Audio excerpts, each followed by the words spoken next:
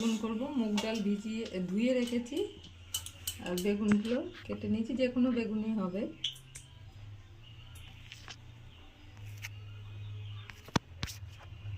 এটি মাখা বেগুন নিয়েছি, একটা বেগুনকে 4 টুকরো করে নিয়েছি। এবার লবণ হলুদ মাখিয়ে ভেজে নেবো বেগুনগুলো।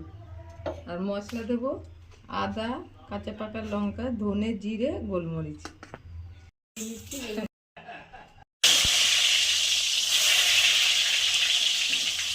ভালো হয়, ভাজা হয়ে গেছে, তুলে নিচ্ছি।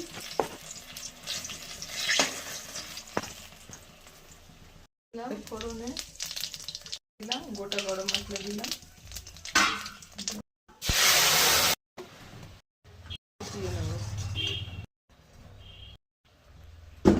দিয়ে দিলাম, জল দিয়ে দিচ্ছি।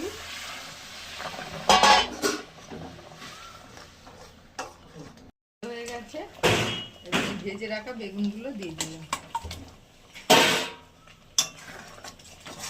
একটু ফুটাবো বেগুনগুলো দিয়ে, শুকনো শুকনো করে নেবো একদম।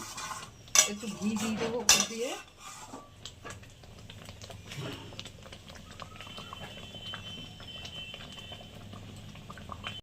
বেগুন দিয়ে মুগ ডাল, এই যে মুগ ডালগুলো এরকম গোটা গোটায় রাখতে হবে। আর একটু ঝোল ঝোল আছে তো, শুকিয়ে যাবে ঠান্ডা হলে। এবার নামিয়ে দিই।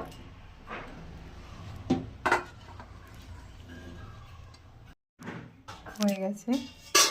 আজকের রেসিপির নাম হলো বেগুন দিয়ে মুগ ডাল। ভিডিওটা ভালো লাগলে লাইক, কমেন্ট, সাবস্ক্রাইব, শেয়ার অবশ্যই করবেন এবং কমেন্ট বক্সে জানাবেন যে ভিডিওটা আপনাদের সবার কেমন লাগলো। ধন্যবাদ।